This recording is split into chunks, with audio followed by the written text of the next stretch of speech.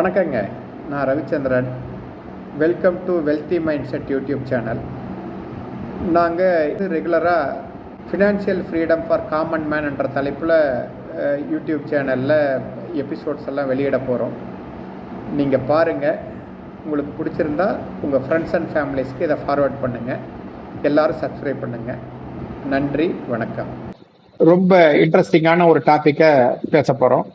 என்னன்னு பார்த்தீங்கன்னா, wealth creating ideas and importance of a financial consultant. அதாவது செல்வத்தை சேர்க்கும் யோசனைகள் மற்றும் ஒரு நிதி ஆலோசகரின் முக்கியத்துவம்ன்ற தலைப்புல பேச போறோம். செல்வத்தை எப்படி எல்லாம் சேர்க்க முடியும்? செல்வத்தை எப்படி சேர்க்க முடியும்னா, நம்ம வாங்குற சம்பளம் மைனஸ் நாம செய்யற செலவு, இது ரெண்டும் போக மீதி இருக்கிறத சேமிப்புன்னு சொல்லுவோம். அந்த சேமிப்பை எங்கேயாவது இன்வெஸ்ட் பண்ணனா அது இன்ஃபிளேஷனை விட அதிகமா வளர்ந்தா குரோத்னு சொல்லுவோம். இன்ஃபிளேஷனை விட குறைவா வளர்ந்தா அத டிப்ரிசியேட்டிங்னு சொல்லுவோம். இல்ல அப்படியே இன்ஃபிளேஷனை மேட்ச் பண்ணிச்சுன்னா ஸ்டாக்ஃபிளேஷன் சொல்லுவோம். இது மூணு தான் செல்வத்துக்கு உண்டான 3 நிலைகள். இதுல நாம இன்ஃபிளேஷனை பீட் பண்ணி வெல்த் கிரியேட் பண்ணாதான் ஒரு 420 இருந்து 480 சம்பளம் தான் ஒரு நார்மல் மனுஷனால அவனுடைய லைஃப்ல வாங்க முடியும். அந்த 420 சம்பளத்துல இருந்து 480 சம்பளத்துல அவங்க கல்யாணம் பண்ணணும், குழந்தைகள் பிறக்கும், குழந்தைகளுக்கு உண்டான எஜுகேஷனு, அப்புறம் பேரண்ட்ஸை பார்த்துக்கணும், பேரண்ட்ஸுக்கு உண்டான மெடிக்கல் எக்ஸ்பென்சஸ், அப்புறம் 60 வயதுல இவங்க ரிட்டையர் ஆனாலும் 60ல இருந்து 80 வருடமோ 90 வருடமோ, அதாவது ரிட்டையர்மெண்ட்டுக்கு பிறகு 25 இருந்து 30 ஆண்டுகள் வரைக்கும் உயிரோடு இருக்கிறதுக்கு வாய்ப்புகள் இருக்கு. அதுக்குண்டான நிதி ஆதாரத்தையும் அவங்க சம்பாதிக்கிற காலத்திலேயே உருவாக்கி வைக்கணும். அப்பதான் உங்களுடைய ரிட்டையர்மெண்ட் பீரியட்ன்றது ஒரு சுயமரியாதை மற்றும் ஒரு தன்னம்பிக்கையானதுமா இருக்கும். இந்த நிதி உருவாக்கத்துல நிதி ஆலோசகர் எப்படி நமக்கு உதவுவாரு அப்படின்றத நாம பார்க்க போறோம். நாம ஏன் பினான்ஸ திட்டமிடணும் அப்படின்னு சொல்லி பாத்தீங்கன்னா, நீங்க எதுவுமே திட்டமிடாம ஏதாவது ஒரு டைப் அசட்லயோ இல்ல இன்வெஸ்ட் பண்ணாம சேவிங்ஸ் பேங்க்லயோ வச்சிருந்தீங்கன்னா உங்க பணம் வளராது. இன்ஃபிளேஷன்ல உங்க பணத்துடைய மதிப்பு நீங்க இழந்துதான் போவீங்க. அதனால உங்க வயசுக்கு தகுந்த மாதிரி நீங்க பிளான் பண்ணணும். இது உங்களுக்கு பிளான் பண்ற சொந்தமான அறிவு இருந்தா நீங்க அதை பண்ணலாம். அப்படி இல்லாத பட்சத்துல ஒரு நிதி ஆலோசகர் அணுகி உங்களுடைய நிதிய திட்டமிட்டுக்கணும். First, wealth creation stage. நீங்க வயது 20ல இருந்து 40 வயது வரைக்கும் இருந்தா நீங்க வெல்த் கிரியேஷன் மோட்ல தான் அதிக நேரம் இருக்கணும். இதே 40ல இருந்து 55 வயதுக்கு உட்பட்டவரா இருந்தா முடிந்த அளவுக்கு பிக்ஸ்டு இன்கம் ப்ராடக்ட்டுக்கு மாறிக்கணும். இதே நீங்க 55 வயதுக்கு மேற்பட்டவரா இருந்தா ஹெல்த் ப்ரொடெக்ஷன் மோடுக்கு போய்க்கணும். ஏன்னா அதுக்கப்புறம் சம்பாதிக்க முடியுன்ற நம்பிக்கை உங்களுக்கு ரொம்பவே குறைஞ்சிடும். வெல்த் கிரியேஷன் ஐடியா பாத்தீங்கன்னா, நீங்க பணத்தை ரெகுலரா சேமிக்க தொடங்கணும். அந்த மாதிரி சேமிக்க தொடங்கின பணத்தை ஏதாவது ஒரு இடத்துல இன்வெஸ்ட் பண்ணணும். எதுல இன்வெஸ்ட் பண்ணலாம்?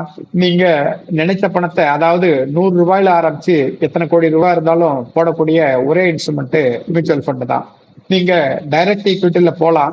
ஆனா அந்த கம்பெனியை பத்திய ஃபண்டமெண்டல் அனாலிசிஸ், டெக்னிக்கல் அனாலிசிஸ் எல்லாம் பண்ணி உங்களால ப்ராப்பரா அனலைஸ் பண்ணி போட முடியும்னா போடலாம். ஆனா அது டைவர்சிபிகேஷனா இருக்குமான்னு சொல்லி பாத்தீங்கன்னா கண்டிப்பா இருக்காது. ஒரு மியூச்சுவல் ஃபண்ட்ன்றது பாதுகாப்பான ரயில் பயணம் மாதிரி. ஆனா நீங்களே ஈக்விட்டியில டைரக்டா போடுறது நீங்களே காரை டிரைவ் பண்ணிட்டு போற மாதிரி. எது பாதுகாப்பானதுன்னு நீங்க தான் முடிவு பண்ணணும். அதே மாதிரி ரியல் எஸ்டேட்ல இன்வெஸ்ட் பண்றதும் ஒரு வகையான முதலீடு தான். ஆனா நீங்க வீடோ இல்ல ஒரு அபார்ட்மெண்ட்டோ வாங்குறத பத்தி நான் சொல்லல. ரிட்னு சொல்லக்கூடிய ரியல் எஸ்டேட் இன்வெஸ்ட்மெண்ட் ட்ரஸ்ட், அதாவது நீங்க நிலம் வாங்காமையே நிலத்துக்கு ஓனர் ஆக முடியும். நீங்க கமர்ஷியல் காம்ப்ளெக்ஸ் வாங்காமையே கமர்ஷியல் காம்ப்ளெக்ஸ்க்கு இன்டைரக்டா ஓனர் ஆக முடியும். அந்த இன்ஸ்ட்ருமெண்டோட பேரு தான் ரிட்ன்றது. அதுல வர்ற வாடகை வருமானம் பாத்தீங்கன்னா 90% இன்வெஸ்டருக்கு பிரிச்சு கொடுத்துட்றாங்க. உங்களுக்கு மாதமானா ஒரு பிக்ஸ்டு இன்கம் வந்துகிட்டே இருக்கும்.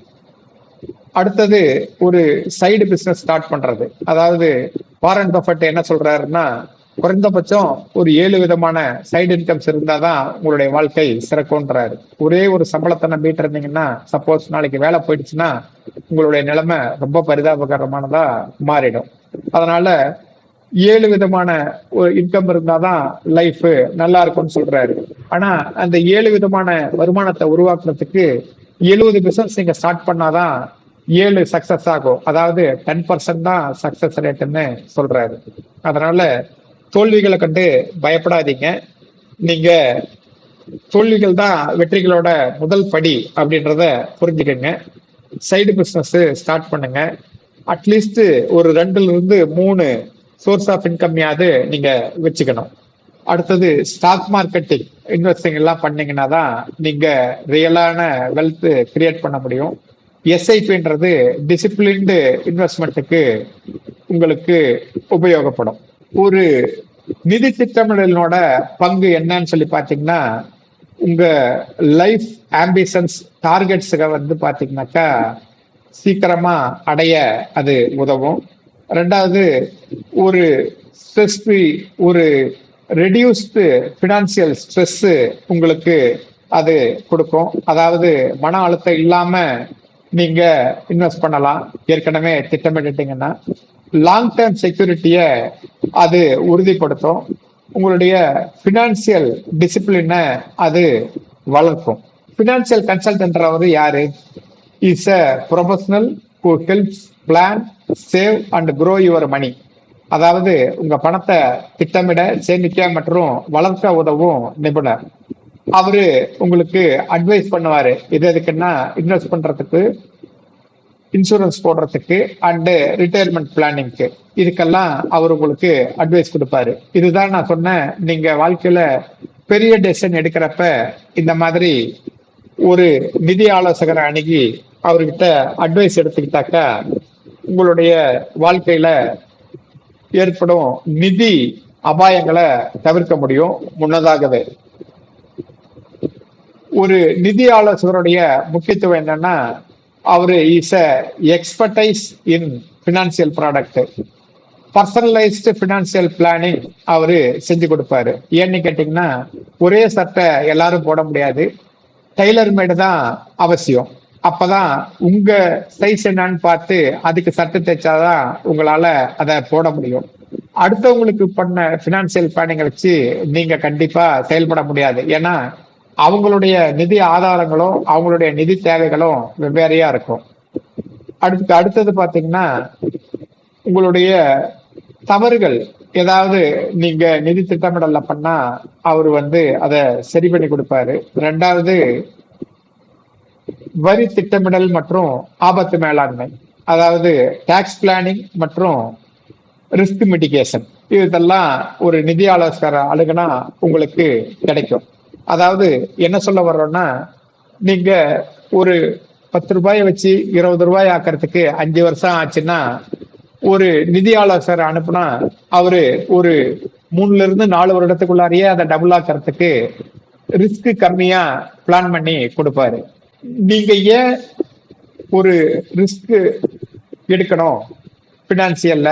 அதுக்கு பதிலா நீங்க ஒரு நிதி ஆலோசகர் ஹயர் பண்ணிட்டாக்கா அவரு இதையெல்லாம் உங்களுக்கு பார்த்து கொடுத்துருவாரு.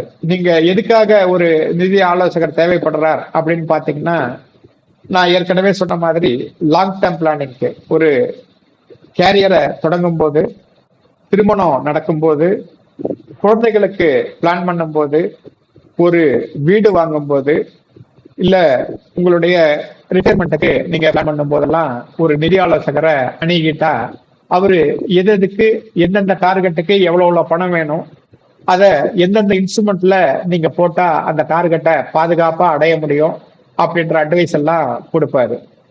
அதனால நாம பென்னி வைஸ் பவுண்ட் ஃபுல்லிஷா இருக்கக்கூடாது. நிதி ஆலோசகருக்கு கொடுக்கக்கூடிய சிறிய கட்டணம் உங்களை பல லட்சம் ரூபாய சேமிக்க வைக்கும். அதை நீங்க பாத்துக்கணும். உதாரணத்துக்கு 1000 ரூபாயில இருந்து 2.5 கோடியை எப்படி உருவாக்க முடியும் அப்படின்ற கால்குலேஷன் தான் கீழே இந்த டேபிள்ல கொடுத்திருக்கோம்.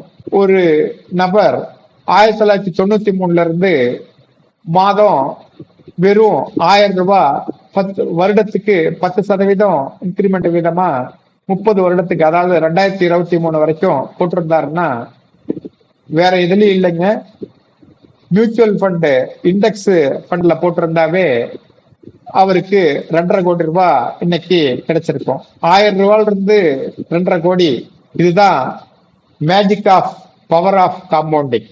அதனால 2.5 கோடி நம்மளால முடியுமான்னு நினைக்காதீங்க. வெறும் காய்கறி விற்கிறவங்க, மளிகை கடை வச்சிருக்கிறவங்க, சின்ன சின்ன வேலைகள் செய்யறவங்க கூட கோடிக்கணக்கில் சேமிக்க முடியும். தேவையானது ஒன்னே ஒண்ணுதான், டிசிப்ளின் மற்றும் வைராக்கியம். அதாவது இதை செஞ்சே தீரணும், நடுவுல தடமாறாம அத ஒழுக்கமா நீங்க செஞ்சுட்டு இருந்தீங்கன்னாவே எல்லாராலையும் கோடீஸ்வரன் கண்டிப்பா ஆக முடியும். இதுல சுருக்கமா என்ன சொல்ல வர்றோம்னா, செல்வ உருவாக்கம்ன்றது ஒரு ஜெர்னி. அது ஒன் டைம் ஆக்ஷன் கிடையாது.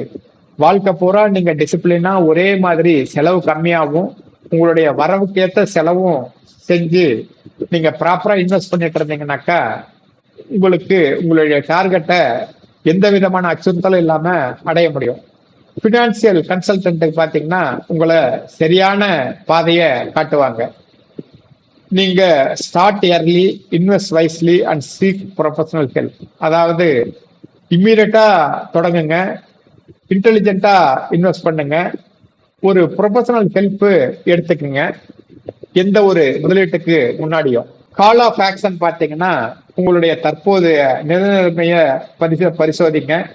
அதாவது review your current financial situation, set goals and consult A professional, start building your wealth today. அதாவது இன்று முதல் உங்க செல்வத்தை சேகரிக்க தொடங்குங்க. இந்த சப்ஜெக்ட் உங்களுக்கு பிடிச்சிருக்கும்னு நம்புறேன். இது சம்பந்தமா ஏதாவது கேள்விகள் நீங்க கேட்கணும்னா கீழ்கண்ட நம்பர்ல எங்களை அணுகலாம். மேலும் இந்த மாதிரி சப்ஜெக்ட் பேசணும்னா நீங்க கமெண்ட் பாக்ஸ்ல போடுங்க, அதை எடுத்து நாங்க பேசுறோம். இன்சூரன்ஸ், இன்வெஸ்ட்மெண்ட் மற்றும் லோன் இது சம்பந்தமா எந்த விதமான கேள்விகள் இருந்தாலும் எங்களை நீங்க அணுகலாம்.